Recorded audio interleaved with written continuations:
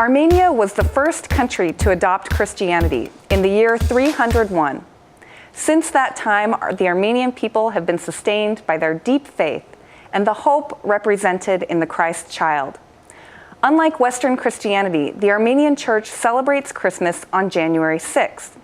To learn more about Armenian Christmas and its rich traditions, we welcome Father Hovan Koja Einatian, pastor of St. James Armenian Church in Evanston. We also welcome two generations of Armenians. Zarui Kejijian grew up in the Armenian quarter of Jerusalem, and Tamar Vasoyan, who grew up in Syria. Both are members of St. James Armenian Church. Why do Armenians celebrate Christmas on January 6th? There was no agreement about the date of birth, even at the time of first apostles. And we even don't know if the birth of Christ was celebrated at that time. But we know, and we still celebrate that in Armenian Church, it's 8-day celebration. It begins on January 5th, and it continues for 8 days. And we celebrate all events from beginning of birth of Christ until his baptism, and actually until his first miracle performed at the wedding of Cana. And this series of events, of feasts, having central his birthday and baptism. The baptism, because during the baptism, they heard the voice from the heaven, voice of God that said, "This is my son, and I'm well pleased." And that was first revelation of Christ as Son of God. And it looked like all Christian world was celebrating during that 8 days. But later, by the end of 3rd century, we know that it was for sure by the end of 8th century, Western churches moved the feast of birth, so-called Christmas, they started calling that Christmas, to December 24th. There was another pagan holiday going on in Roman Empire. And just to make faithful come to this new feast, they moved to the 24th. Tamar and Zarui and Father Hovan, you each have celebrated in different parts, celebrated Armenian Christmas in different parts of the world. Can you describe some of the unique Advent or Christmas traditions that are celebrated in Syria and Jerusalem and Armenia?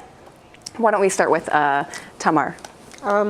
I grew up in Syria, in Aleppo, in the city of Aleppo. So it's a big day, big night is January 5th, when all the youth of different churches go out caroling in groups. That's like Christmas Eve. Christmas Eve for us.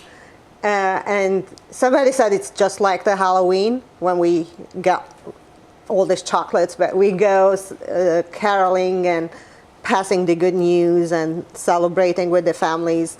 And you can hear these echoes of different carolings from different neighborhoods, from different buildings.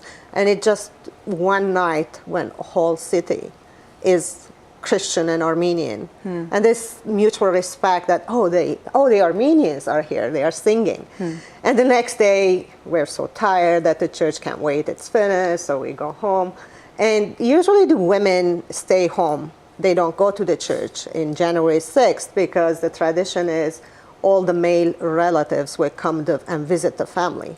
And we'll have the dried fruit on the table, we'll have definitely chocolate and liquor.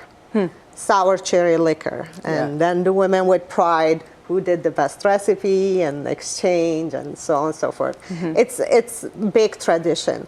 The next important thing that I remember from those days, we used to have the real Christmas tree, not the artificial one, and it will stay for 40 days. And after 40 days, we take it out and burn it, and that's the This is a big, the 40th day. And we presentation of the Lord to presentation the of the Lord to the temple. Oh, okay. That feast. And after we burn it, our Arab neighbors would say Armenians are burning the winter, and the winter is over. How about you, Zuri? Well, in Jerusalem, it was entirely different. because it's the exact birthplace of Jesus. And I used to teach there, and we used to take the kids to Bethlehem. The buses come in front of the Armenian convent. We all go in and go to Bethlehem. But after us, the whole procession, the patriarch and all the priests, they come down, and from the government, the motorcycles in front of the horses, they escort them towards Bethlehem. Mm-hmm. And halfway up Bethlehem, there is the Greek church. They stop there, they celebrate Christmas with the Greeks. Mm-hmm. And then we are in Bethlehem already. Mm-hmm. They called and let us know that they are on their way from the church, because it was very close. We go down and stay on both sides of the street to welcome them to Bethlehem. Mm-hmm. After they come, the procession goes to the church of Bethlehem, the Nativity. Mm-hmm. The entrance is very low, very small. Everybody has to bow to go in there. After you go to the church, we go, and then the church starts, the singing, the caroling, and everything. After we go upstairs, they have another place upstairs. The students all go there, and then they bring us bread. That was the tradition that was baked in the Armenian convent. One small bread, and the students were so happy they have bread to eat. Well, how about in Armenia, Father Hoban?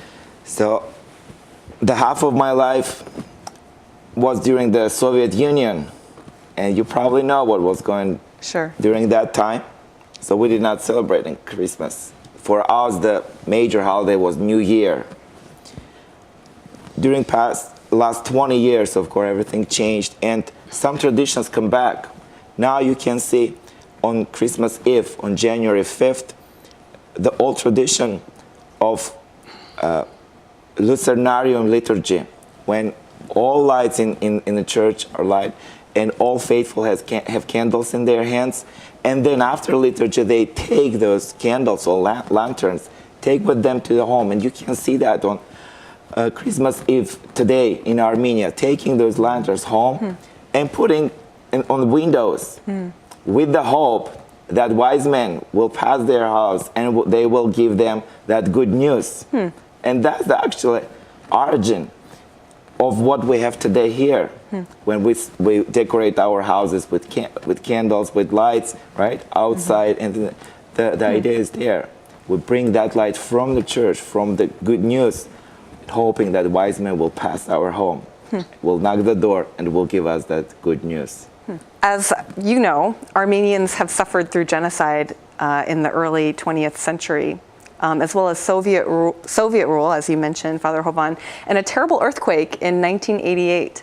How has the Armenian people's faith sustained them through all of these difficult events? We struggle with that idea, like what keeps us going. And the way I see it, it's our faith.